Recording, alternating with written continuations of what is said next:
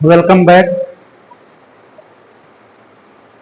पूरे गणित को हम लोग दो पार्ट में डिवाइड कर सकते हैं। जो सबसे बड़ा पोर्शन है, बाकी छोटे छोटे पोर्शन है जिनको पढ़ने में लगभग एक सप्ताह लगेगा, पूरा क्लियरिटी आने में, पूरे प्रैक्टिस सेट लगाने में। जो बड़े चैप्टर हैं जिसमें बहुत ज्यादा टाइम लगता है, दो पोर्शन है या तीन कह लीजिए। पूरे मैथ को हम लोग तीन पार्ट में डिवाइड करके पढ़ सकते हैं। पूरा पहला पोर्शन है कैलकुलस, दूसरा पोर्शन है अलजेब्रा, तीसरा पोर्शन है कोऑर्डिनेट ज्योमेट्री।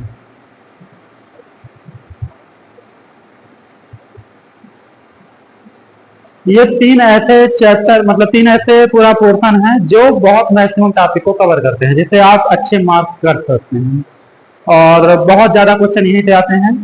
अलजेब्रा को छोटे छोटे चैप्टर हैं, बहुत सारे चैप्टर हैं, तो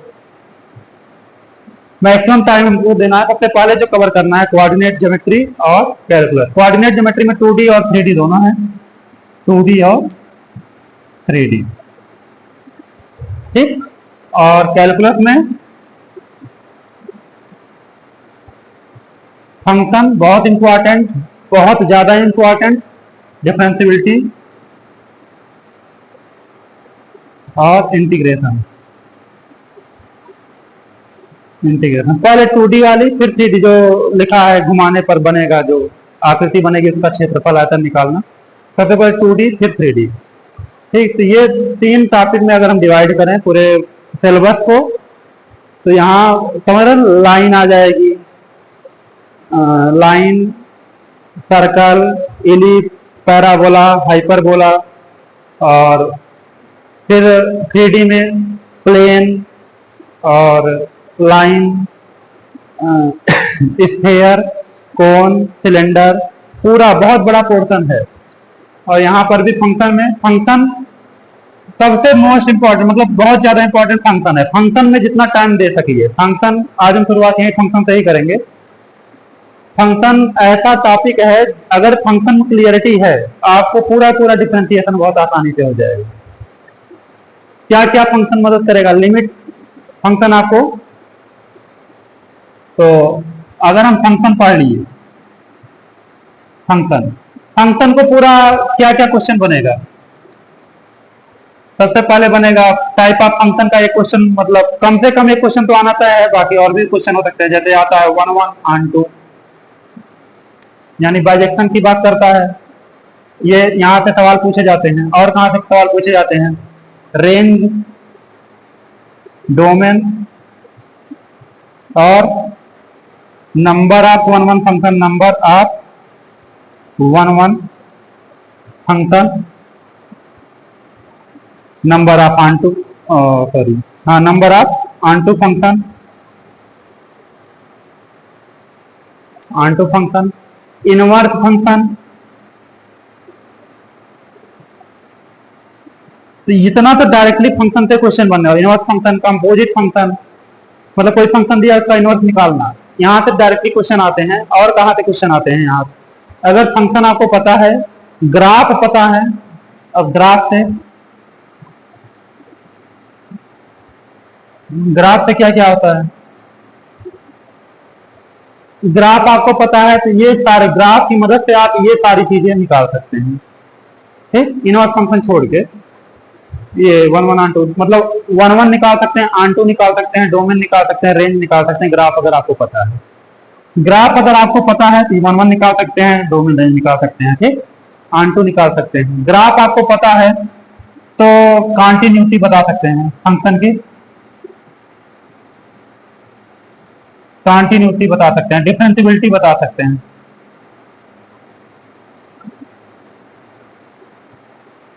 मतलब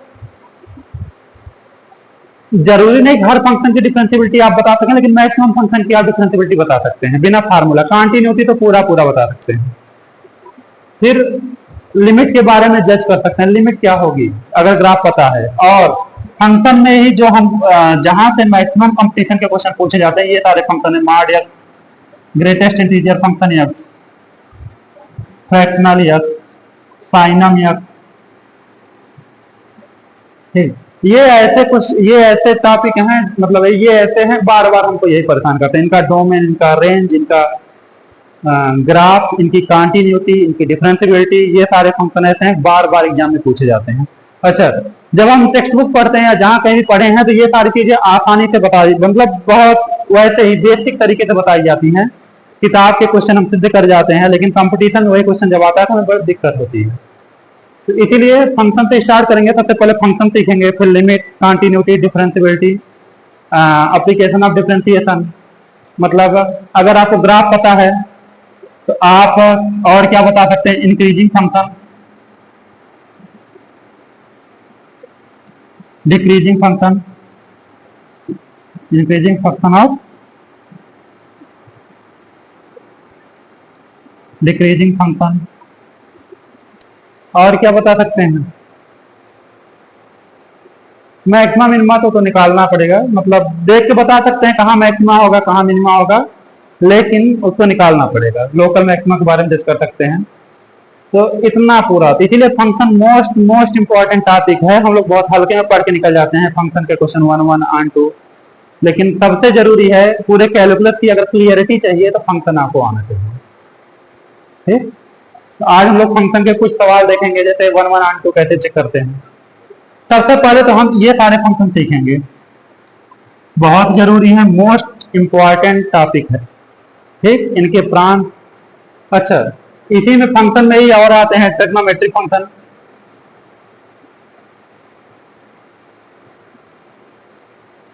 इनवर्स ट्रिग्नोमेट्रिक फंक्शन, ट्रिग्नोमेट्री और इनवर्स ट्रिग्नोमेट्री, मतलब 6, 6, 12 और इन सभी फंक्शन का रेंज निकालना, डोमेन निकालना। ठीक, डिफरेंशियबिलिटी, कंटिन्यूटी, ये सारी चीजें चेक करना। इतना टॉपिक कवर करेगा अकेले फंक्शन आपको। और फंक्शन के लिए आप 2 बुक कर सकते हैं, बढ़िया एकदम विधिवत पढ़िए, जितना से हो सके। फंक्शन के लिए आती है, ग्राफ के लिए आती है प्ले विथ ग्राफ, मतलब जिसके पास टाइम है ये सारी बुकें हैं जो आप पढ़ सकते हैं बहुत अच्छे से और सीख सकते हैं। ठीक, तो आज हम लोग शुरुआत करते हैं फंक्शन से। आप लोगों से बोला गया था कि कोई भी टॉपिक आप चाहते हो उस पे लेक्चर बनाया जाए तो आप कमेंट बॉक्स में कमेंट करिएगा, लेकिन कोई कमेंट नहीं आया। शायद आपको सारी चीजें आती हैं, तो अगर आती हैं तो फिर देखिएगा अपने हिसाब से, नहीं आती हैं तो ये वीडियो शायद आपके लिए इंपॉर्टेंट हो। तो हम फंक्शन से शुरू कर रहे हैं।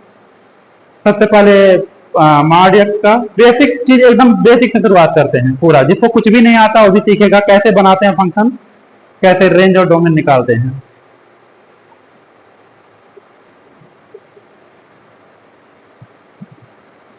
फंक्शन एक विशेष प्रकार का रिलेशन है जो 2 कंडीशन को फॉलो करता है। पहली कंडीशन क्या है, कोई भी फंक्शन मान लो ए से बी में डिफाइंड है, एफ मान लो ए से बी में डिफाइंड है, कोई भी रिलेशन है ए से बी में डिफाइंड है। अगर यह 2 कंडीशन को फॉलो करे तो ये फंक्शन हो जाएगा। पहली कंडीशन क्या है कि फॉर ऑल, मतलब रिलेशन में क्या होता है कि जो ए में अवयव हैं उनके प्रतिबिंब बने या ना बने, वो एक विशेष प्रकार का रिलेशन हो जाएगा। ठीक, लेकिन फंक्शन में पहली शर्त ही है कि ए में जितने भी अवयव हैं, for all x belongs to A, A के जितने भी अवयव हैं एफ एक्स बिलोंग्स टू, उनका प्रतिबिंब बनना चाहिए। ए के जितने भी अवयव हैं उनका प्रतिबिंब बनना चाहिए। दूसरी शर्त यह है कि जो भी प्रतिबिंब बन रहा है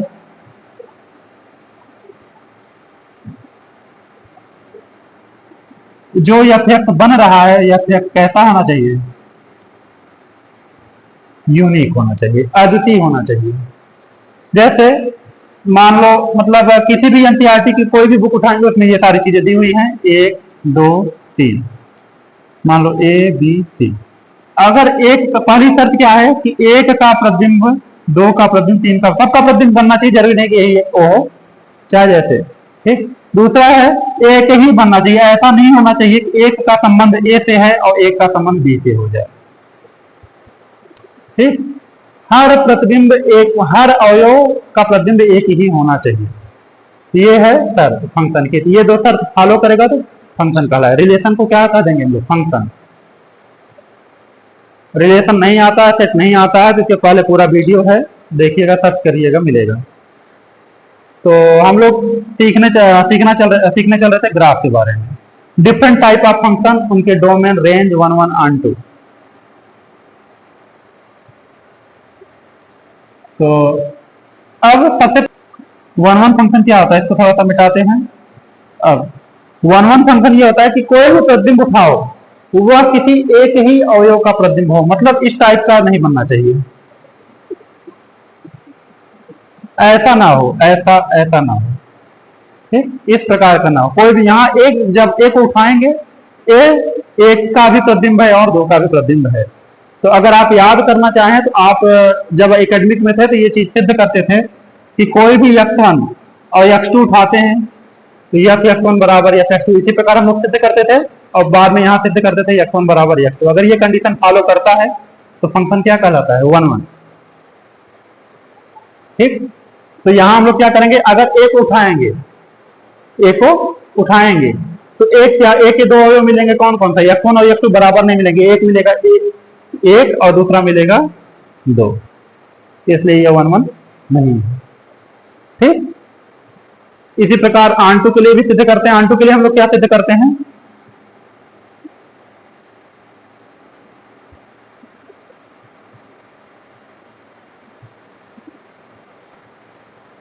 दूसरा है type of function. Type of function, अब टाइप ऑफ फंक्शन में देखो दो कैटेगरी में हम लोग बांटते हैं फंक्शन को।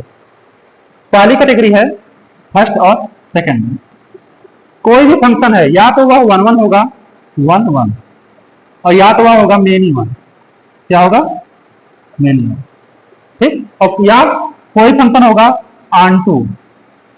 अगर आंटू होगा तो इनटू नहीं होगा, अगर इनटू होगा तो आंटू नहीं होगा। ये फंक्शन के टाइप है, one one function, many one function, onto function, into function. इसको हमने दो कैटेगरी में बांट लिया। वन वन फंक्शन क्या होता है कि हर अवयव केवल मतलब कोई भी प्रतिबिंब हो वह केवल एक ही अवयव का प्रतिबिंब हो। वन वन फंक्शन क्या है, कोई भी अवयव हो केवल एक ही अवयव का प्रतिबिंब हो। ठीक, चार अवयव इधर, चार अवयव इधर, ऐसा कोई अवयव ना हो कि दो दो अवयव का प्रतिबिंब हो। ठीक, ये हो गया वन वन। इसका मान लो नाम 1 2 3 4 ए बी सी डी, इस प्रकार का। मेनी वन क्या होता है, 1 2 3 ए बी सी, यहाँ वही। ठीक, इस प्रकार का फंक्शन मेनी वन हो गया। आंटू फंक्शन क्या होता है कि यफ ये यफ है, ये क्या होता है, यफ का कोई भी अवयव शेष ना बचे, प्रत्येक अवयव किसी न किसी यफ का, प्रत्येक एफ किसी न किसी यफ का क्या होता है, बिंदु। जैसे ए बी सी, 1 2 3 4 डी। ठीक, तो ये ऐसे। इनटू क्या है, इसके अलावा जो कुछ भी बचता, अगर ऐसे कंडीशन नहीं है, ये वाला इनटू 1 2 3 ए बी सी। ठीक, तो इसको अगर कैटेगरी में बांट दें तो आसान हो जाएगा पढ़ना। कोई फंक्शन इन दोनों में से एक ही होगा, या तो वन वन होगा और या तो मेनी वन होगा। जब वह मान लो इनमें से कोई एक होगा, वन वन हो गया, तो वन वन होने पे या तो वह आंटू होगा या तो इनटू होगा।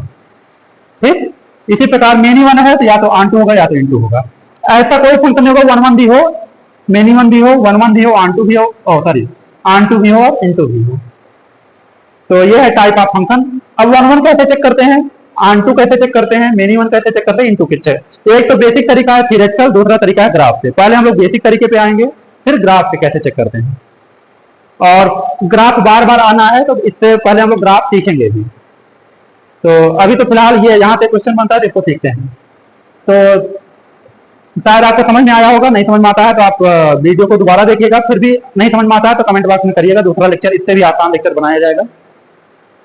वन वन फंक्शन कैसे चेक किया जाए, तो थ्योरेटिकल वन वन फंक्शन कैसे चेक किया जाए। ये क्या होता है, तो कोई भी प्रतिबिंब से कोई भी दो अवयव को लो, एफ और F1 और F2, अगर वो बराबर हैं तो वे जिन अवयव के प्रतिबिंब हैं वह अवयव दो अलग अलग अवयव नहीं होगा, वह अवयव एक ही होगा, x1 बराबर x2।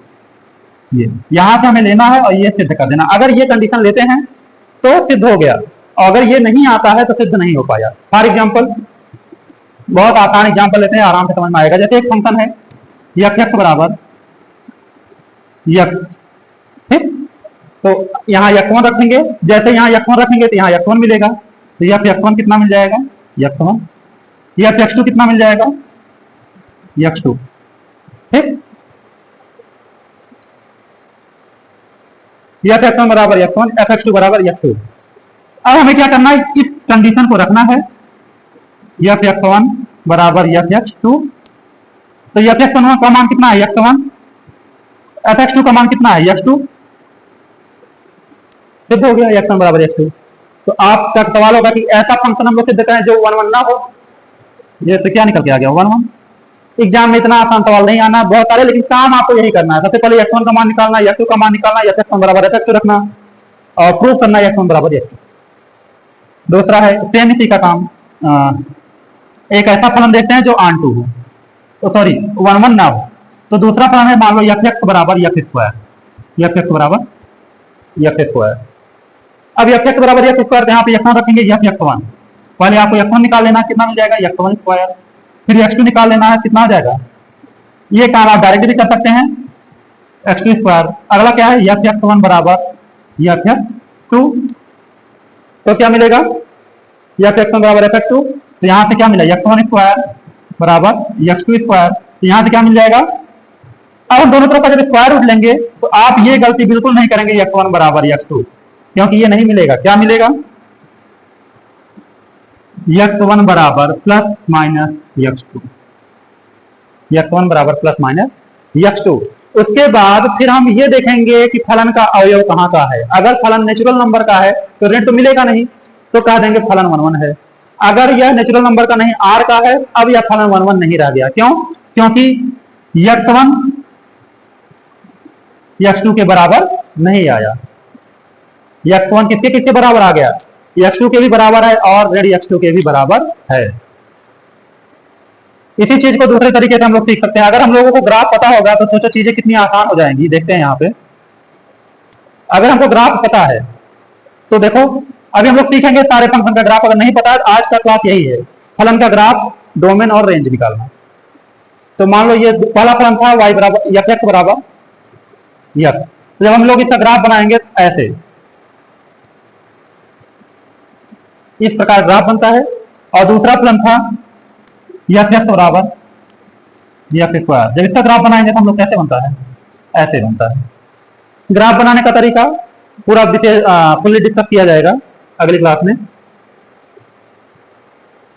f(x) बराबर f, ठीक। अब अगर 1 1 चेक करना है, हमको क्या चेक करना है, 1 1, तो हम लोग को सिंपल सा एक काम करना है, क्या कि इस x अक्ष के समानांतर एक लाइन खींचनी है। x अक्ष के समांतर एक लाइन खींचनी है, वह अगर केवल एक ही जगह ग्राफ को कट करे, f(x) बराबर f, वह अगर एक ही जगह ग्राफ को कट करे, कहीं भी समानांतर कहीं भी लाइन खींचो, हर जगह चेक करना पड़ेगा। तो ग्राफ पता है, साफ दिख रहा है, एक ही जगह लाइन को कट करेगा, तो फलन क्या हो जाएगा, 1 1। ये देखो, ये 1 1 आया था, x बराबर x2, ये 1 1 नहीं आया था। क्यों, क्योंकि जब हम इसमें x अक्ष के समांतर लाइन खींचेंगे, यह दो जगह पे ग्राफ को कट करना है। तो जब x अक्ष के समांतर कोई रेखा आप खींचिए और एक से ज्यादा जगह पर ग्राफ को कट करे, तो वह फलन अब 1 1 नहीं रह गया। क्यों नहीं रह गया, क्योंकि यहाँ मान लो एक है, यह एक दो अवयव का प्रतिबिंब है, पहला एक दूसरा ऋण एक। रख के देख लेते हैं, हमारा फलन था f(x) बराबर f स्क्वायर। तो जब हम एक रखेंगे कितना मिलेगा, एक। जब हम ऋण एक रखेंगे तो भी कितना मिलेगा, सॉरी एक, ठीक। तो प्रतिबिंब वही मिल रहा है दो अवयवों का, एक का भी प्रतिबिंब एक मिल रहा है, ऋण एक का भी प्रतिबिंब ऋण एक, सॉरी एक मिल रहा है। तो अतः यह फलन क्या नहीं रह गया, 1 1। ऑन2 कैसे चेक करते हैं, मतलब B के सभी अवयव किसी न किसी अवयव के प्रतिबिंब होने चाहिए। B के सभी अवयव A के किसी न किसी अवयव के प्रतिबिंब होने चाहिए। 1 1, आई होप क्लियर। अगर अभी भी नहीं क्लियर है तो एक बार वीडियो को फिर से देखिएगा, नहीं आता कमेंट बॉक्स में कमेंट करेंगे। ऑन2 फंक्शन, ऑन2 फंक्शन क्या होता है, अगर कोई फंक्शन A से B में डिफाइंड है, A से B में डिफाइंड है, तो B का प्रत्येक अवयव, for all f(x) in B, for all f(x) in B, f(x) के B के प्रत्येक अवयव के लिए क्या होना चाहिए, there exist f in A, ठीक। तो ऑन2 के लिए पहले थ्योरेटिकल देख लेते हैं। तो मान लो सबसे पहले हम लोग क्या करेंगे, यह देखना है कि पूरा पूरा बी कवर कर रहा है कि नहीं। तो जो भी दिया है या फिर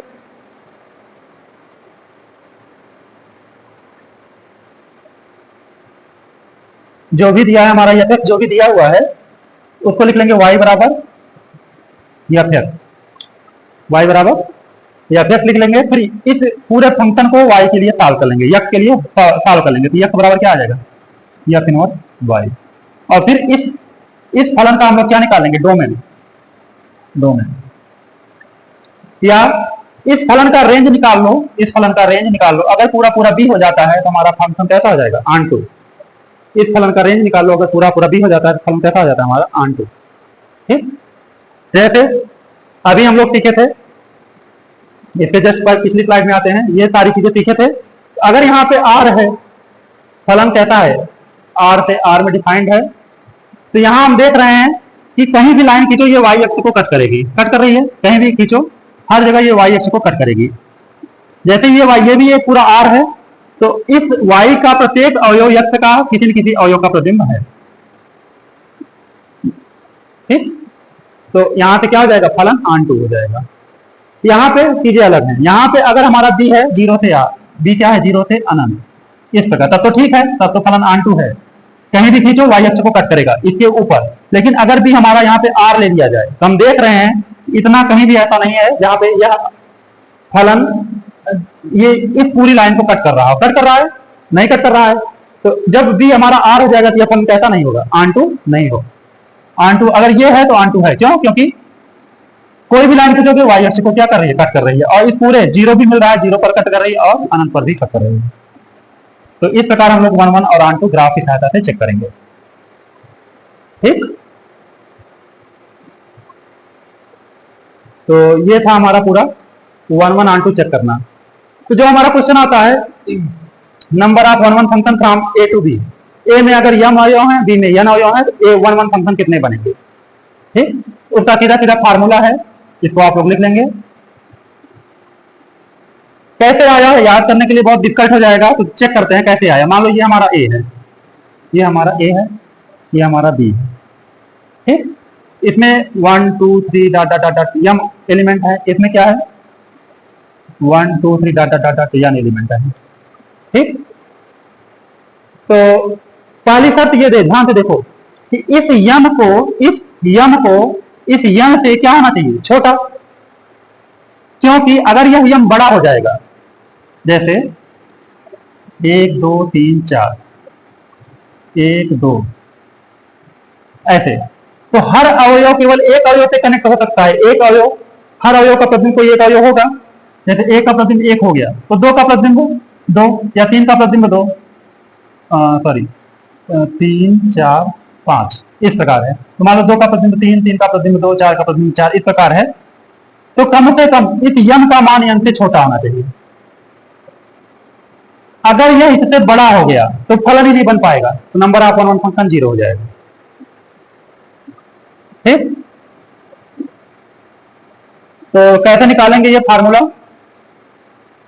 तो जैसे ये हमारा a था 1 2 3 4 डॉट डॉट डॉट m, तो एक के लिए कितने अवयव अवेलेबल हैं, n। इन n में से कोई भी अवयव इसका प्रतिबिंब हो सकता है। 2 के लिए n माइनस 1, 3 के लिए n माइनस 2, ठीक, 4 के लिए n माइनस 3, m के लिए n, देखो 4 के लिए 3 तो n माइनस m माइनस 1, और जब इसको ओपन करेंगे तो n माइनस m प्लस 1 ये।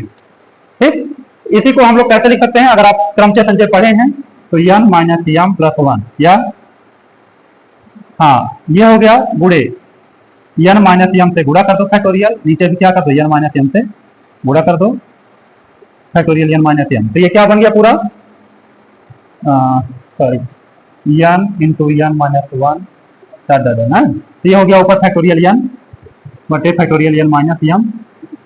तो अगर इसे फार्मूले के रूप में लिखा जाए तो हमेशा याद रखेंगे n p m, factorial n बटे फैक्टोरियल n माइनस m। तो number of 1 1 function from a to b, इस a में कितने अवयव हैं m, b में कितने अवयव हैं n, तो टोटल कितने अवयव हो जाएंगे n p m।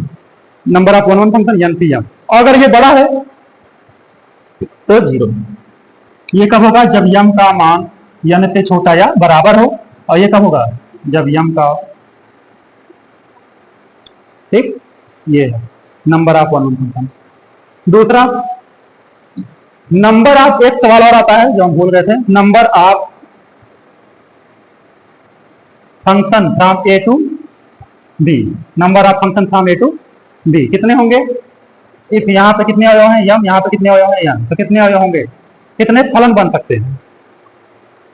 ठीक,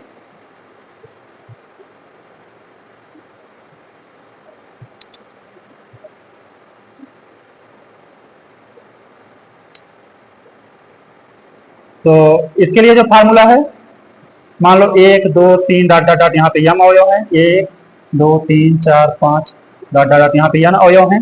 इस एक के लिए कितने अवयव अवेलेबल है? यन, इसके लिए यन, क्योंकि वो 1 1 भी हो सकता है, सॉरी हाँ 1 1 भी हो सकता है, मेनी 1 भी हो सकता है, ऑन 2 भी हो सकता है, इन 2 भी हो सकता है। इसके लिए भी कितने यन, इसके लिए यन, इसके लिए यन, यन। इस यन को कितनी बार लिखेंगे हम लोग? यन बार, यन गुड़े यन गुड़े यन गुड़े, कितनी बार? यम बार, ये हो जाएगा n to the power n, n to the power n. तो number of function from A to B, अगर ए में यम अवयव है, बी में यन अवयव है, तो टोटल कितने अवयव हो जाएंगे? यन गुड़े यन गुड़े यन, यन। ठीक, अगला है नंबर ऑफ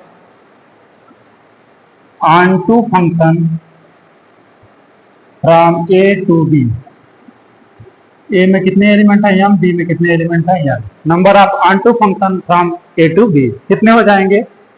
इसके लिए जो फार्मूला आपको याद रखना है एकदम, r बराबर 1 टू n ऋण 1 to the power n minus r, ठीक, m C r to the power n। अब इसको अप्लाई कैसे करेंगे? तो एक सवाल हम लोग लेते हैं, एक सवाल इसके लिए करते हैं। ए हमारा मान लो ए है 1 2 3 4, ये हमारा क्या है 1 2 3 4, बी हमारा है 1 2, बी हमारा है ए बी, सॉरी बी हमारा है ए बी। ये है सवाल, ए में 1 2 3 4, बी में क्या है ए बी, तो हमें निकालना number of onto function from A to B. A से बी में कितने ऑनटू फंक्शन होंगे? तो यहाँ आर, इसको हल करना हम लोग जानते हैं, आर का मान 1 से शुरू करेंगे और कहां तक जाना है? यन तक। तो यहाँ यन का मान कितना है? यम का मान है 4 और यन का मान कितना है 2। तो यहाँ इसको लिख देते हैं सारे मान, r बराबर 1 से 2 तक जाना है यन तक, ऋण 1 की power 2 minus r 2c r और r टू दी पावर, यम का मान कितना है 4। ठीक, इसको हल करने का तरीका क्या है? आपने पढ़ा होगा, सबसे पहले r बराबर 1 रखेंगे, तो कितना आ जाएगा? ऋण 1 की पावर 2 माइनस 1 2c1 1 की घाते 4 प्लस, अब की बार r का मान 2 रखेंगे, ऋण 1 की पावर 2 माइनस 2 2c2 और 2 की पावर 4 प्लस, क्योंकि r बराबर 1 से लेकर r बराबर 2 तक ही जाना है तो उसके आगे हम लोग छोड़ देंगे। अब इसको हल कर लेना है, जब इसको हल करेंगे कितना हो जाएगा? ऋण 1 की पावर 1 यानी ऋण 1 ऋण आ जाएगा, ऋण 1 2c1 का मान कितना होता है 2 और 1 की पावर 4 का मान 1 प्लस ऋण 1 की पावर 0 यानी 1 2c2 का मान 1 और 2 की पावर 4 का मान 2 दूना 4 दूना 8 दूना 16 16। इसको हल कर लेंगे तो ये कितना आ जाएगा? ऋण 2 प्लस 16 और उत्तर कितना आ जाएगा? मतलब ए से बी में 14 ऑनटू फंक्शन बनाए जा सकते हैं। इस फार्मूले को याद रखेंगे, ये भी सीधा सीधा एग्जाम में पूछ लिया जाता है। इसी पे एक सवाल और आता है, number of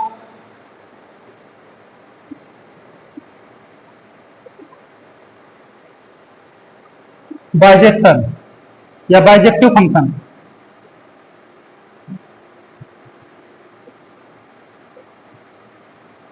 from A to B, number of bijective function from A to B. A से बी में कितने बाइजेक्शन होंगे? बाइजेक्टिव फंक्शन क्या होता है? एक फंक्शन, एक ऐसा फंक्शन जो 1 1 के साथ क्या हो, कैटेगरी 2 में ऑन टू हो, कैटेगरी 1 में क्या हो 1 1 हो,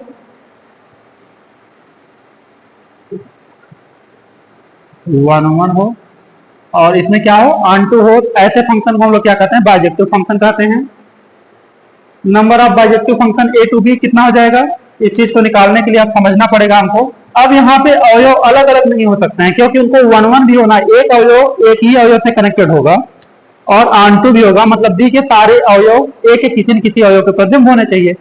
इस चीज को पूरा करने के लिए यह पहली शर्त है कि जितने अवयव ए में होंगे उतने ही अवयव आपके कितने होने चाहिए, बी में भी होने चाहिए, मतलब दोनों का समुच्चय सेम होना चाहिए, दोनों सेम सेट होने चाहिए। तो देख लेते हैं, मान लो 1 2 3 n एलिमेंट है इसमें, इसमें कितने हैं 1 2 3 4 n एलिमेंट है। तो कैसे याद करेंगे फार्मूला, इसके लिए कितने हैं n ऑप्शन, इसके लिए n-1 ऑप्शन, इसके लिए n-2 ऑप्शन, इसके लिए n-3 ऑप्शन, इसके लिए इससे जस्ट पहले वाले के लिए n-1 के लिए n-,